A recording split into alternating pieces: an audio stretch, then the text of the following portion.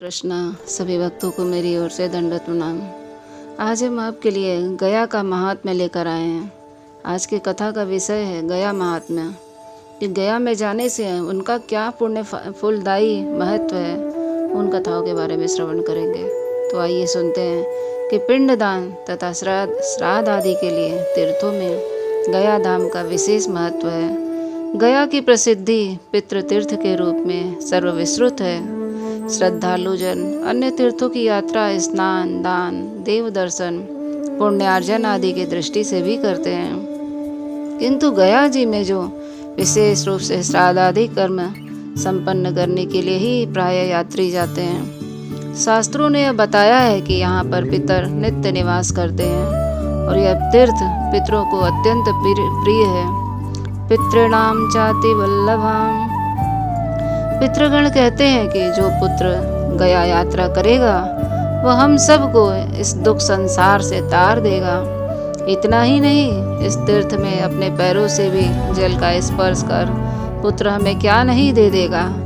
गयाम यस्यास्ति यः पुत्र स न स्त्राता भविष्यति, पद्यायमपि जलम स्पृष्टा सोऽसम्यभ्यं किं न दास्यति।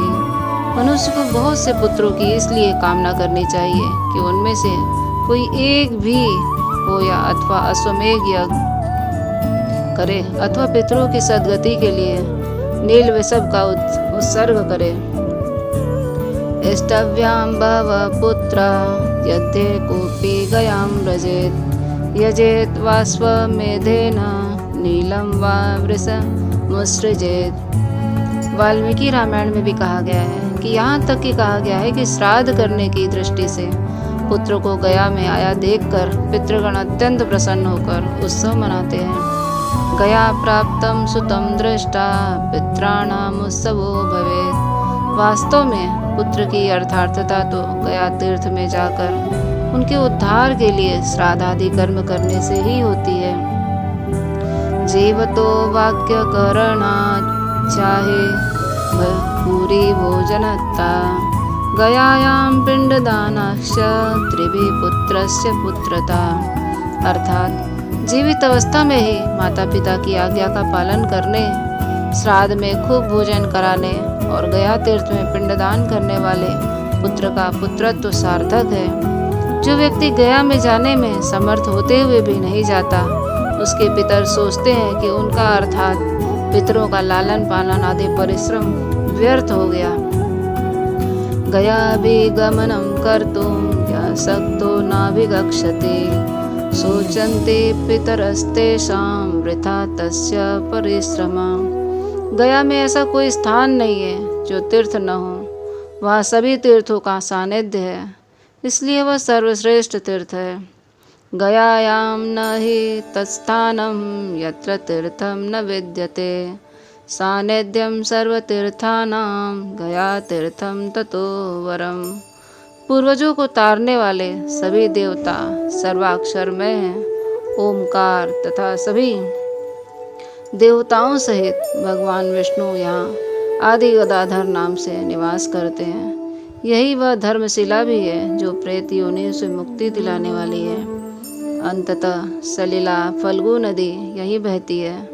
विष्णुपद तीर्थ में भगवान आदि गदाधर के पवित्र चरण विद्यमान है। यहाँ का श्राद्ध पितरों के उद्धार के लिए सर्वोपरि साधन है। और यहाँ पर अक्षय वट है जो सभी प्रकार के मनोरथों को पूर्ण करने वाला है और सभी सत्कर्मानुष्ठानों के फलों को अक्षय बनाने वाला है। गया धाम पूर्वजों के उद्धार के लिए सर्वश्रेष्ठ स्थान है। ब्रह्म ज्ञान, गया श्राद्ध, कोशाला में मृत्यु लाभ तथा कुरुक्षेत्र में निवास, ये 4 कर्म पुरुषों के लिए भी मोक्षदायक है। किंतु वेदव्यास जी बताते हैं कि इनमें भी पुत्र द्वारा गया में जाकर श्राद्ध आदि कर्म करने का विशेष महत्व है। ब्रह्म ज्ञानम गया श्राद्धम गोगृहे मरणम तथा वास पुंसां कुरुक्षेत्रे मुक्तिरेषां चतुर्विधा। ब्रह्म ज्ञानेन किं कार्य गोगृहे मरणेन किं, वासेन किं कुरुक्षेत्रे यदि पुंसो गया व्रजेत्। यह बताया गया है कि गया के लिए घर से प्रस्थान मात्र कर देने से कर्ता का वह गमन रूपी प्रत्येक पद पितरों के लिए स्वर्गगमनी की सीढ़ी बन जाता है। गृह्याचलित मात्रेण गयायां गमनं प्रति स्वर्गारोहण सोपानम पितॄणां च पदे पदे। ब्रह्मा जी ने तो यहाँ तक भी बताया है कि गया श्राद्ध से करने से पितरों का उद्धार तो हो ही जाता है, श्राद्ध कर्ता का भी परम कल्याण हो जाता है। निष्कृते श्राद्ध कर्तॄणां ब्राह्मणा गीयते पुरा। गया में आदि गयाधर देव का ध्यान करते हुए श्राद्ध एवं पिंडदान आदि करने वाले अपने 100 कुलों का उद्धार करके समस्त पितृगणों को ब्रह्मलोक की प्राप्ति कराता है। आद्यम गदाधरम ध्यायनम श्राद्ध पिंडादिदानतः कुलानां शतमुद्धृत्य ब्रह्मलोकम नयेत्। अग्नि पुराण में बताया गया है कि गया में साक्षात विष्णु ही पितृदेव के रूप में विराजमान है। उन भगवान का कमल नयन का दर्शन करने मात्र से तीनों ऋणों से मुक्त हो जाते हैं। गयायां पितृरूपेण स्वयमेव जनार्दन ते दृष्टा पुंडरीकाक्षं मुच्यते वै ऋणत्रयात्। किसी प्रसंगवश भी गया में पहुंचकर कोई श्राद्ध करता है तो अपने पितरों को तार देता है और स्वयं भी परम गति को प्राप्त करता है। गयां प्राप्यानुसंगेन यदि श्राद्धं समाचरेत् तारित पितरस्तेन स याति परमां गतिम्। पितृतीर्थ की गया की इससे अधिक महिमा और विशेषता क्या हो सकती है।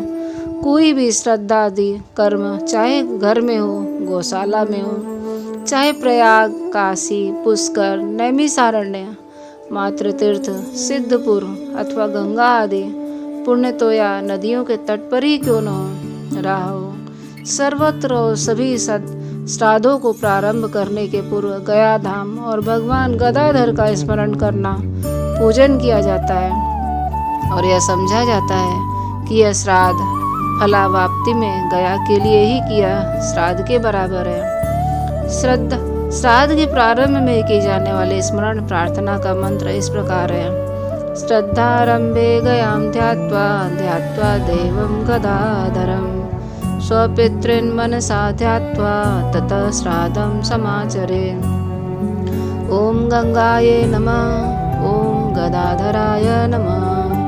अपना औरस पुत्र हो अथवा किसी अन्य का पुत्र हो, जब कभी गया क्षेत्र की पवित्र भूमि पर जिस के नाम से पिंडदान करता है उसको वह पिंड शाश्वत ब्रह्म पद को प्राप्त कराता है। गया तीर्थ में जिस किसी के द्वारा भी जिस किसी का नाम गोत्र का उच्चारण यदि पिंड दिया जाता है तो वह उसे परम गति प्राप्त करा देता है। आत्मजोप्यन्ययुजो वापि गया भूमो यदा तदा यन्नाम्ना पातयेत् पिंडं तन्नेद ब्रह्म शाश्वतम् नाम गोत्रे समुच्चार्य पिंडपातनमिष्यते येन केनापि कस्मैचित् स याति परमां गतिम्। वे मनुष्य धन्य हैं जो गया में पिंडदान करते हैं। वे दोनों माता पिता के कुल की 7 पीढ़ियों का उद्धार करके स्वयं भी परम गति को प्राप्त करते हैं। धन्यास्तु खलुं ते मर्त्या गयायां पिंडदायिना कुलान्यो भयत सप्त समुद्धृत्याप्नुयात् परम। तो गया जी में पितरों के साथ ही अपने लिए भी तिल के बिना पिंडदान करने का विधान है। बिना तिल के खुद के लिए भी पिंडदान कर सकते हैं। पिंडम च दत्ताक्ष पित्रोदेरात्मनोपि तिलैर्विना। दंडी सन्यासी यदि गया धाम पहुंच जाते हैं तो विष्णु पद में दंड का स्पर्श करा देने मात्र से पितरों के साथ उनकी भी मुक्ति हो जाती है।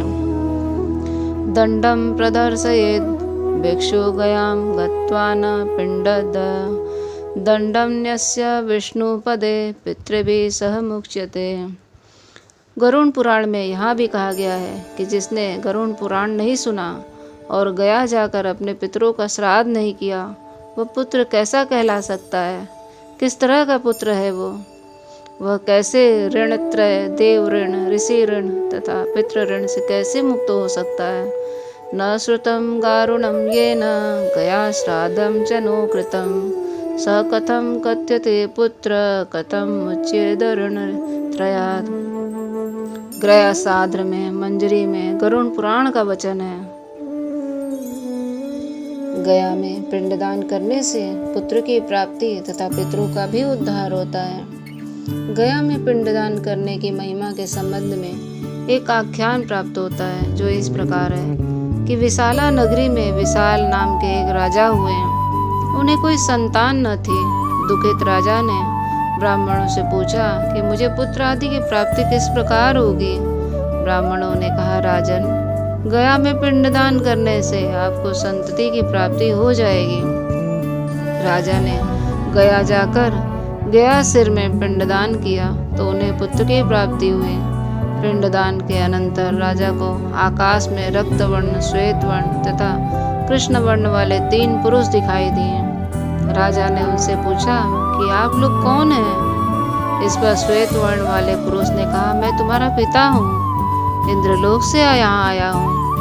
पुत्र, ये रक्त वर्ण वाले हमारे पिता हैं जो ब्रह्म हत्या के पाप का कष्ट भोग रहे हैं, और ये तीसरे कृष्ण वर्ण वाले हमारे पितामह हैं। इन्होंने बहुत ऋषियों का वध किया है। ये दोनों अवीची नामक नरक में दुख भोग रहे हैं। हे शत्रु कुलनाशक, मैं अपने पिता, पितामह एवं प्रपितामह लोगों को संतुष्ट कर रहा हूँ। ऐसा संकल्प करके हमारे निमित्त तो तुमने जो जलदान किया है उसी के प्रभाव से हम तीनों ही एक साथ मुक्त हो गए। हे श्रेष्ठ पुत्र, तुमने हम सबको दुख से उबार दिया है। अब हम लोग परम संतुष्ट होकर उत्तम स्वर्ग जा रहे हैं। मुक्ति कृता त्वया पुत्र प्रजाम स्वर्गमुत्तमम्। पितरों ने यह भी बताया कि पुत्रों की इस प्रकार अपने पितरों की मुक्ति के लिए उपाय करना चाहिए। एवं पुत्र पितॄणां च कर्तव्या मुक्तिरुत्तमा।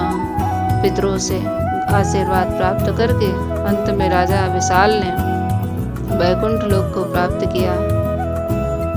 हरे कृष्णा। तो ये रहा गया महात्म्य जो पार्ट 1 है। पार्ट 2 का हम फिर अगले दिन श्रवण करेंगे। बहुत ही सुंदर है और हम लोगों को जानना चाहिए कि गया तीर्थ का महत्व क्या है। अगर जाने से पहले हम महत्व समझ जाएंगे तो और भी पुण्यदायी होगा। हमसे कोई अपराध वहाँ पर जाने से नहीं बनेगा। हम क्योंकि सबके उन महत्व के बारे में समझ लेंगे तो हमारे लिए और अच्छा होगा। हम और विधि विधान से और भक्ति से और श्रद्धा से वहाँ पर जा कर के ठीक प्रकार से श्राद्ध और पिंडदान कर पाएंगे। हरे कृष्णा। तो आपको ये गया धाम का महत्व कैसा लगा हमें बताइएगा, जिसका पार्ट 2 हम लोग अगले दिन श्रवण करेंगे। तब तक सदा जपते रहिए हरे कृष्णा कृष्ण कृष्ण हरे हरे, हरे राम राम राम हरे हरे।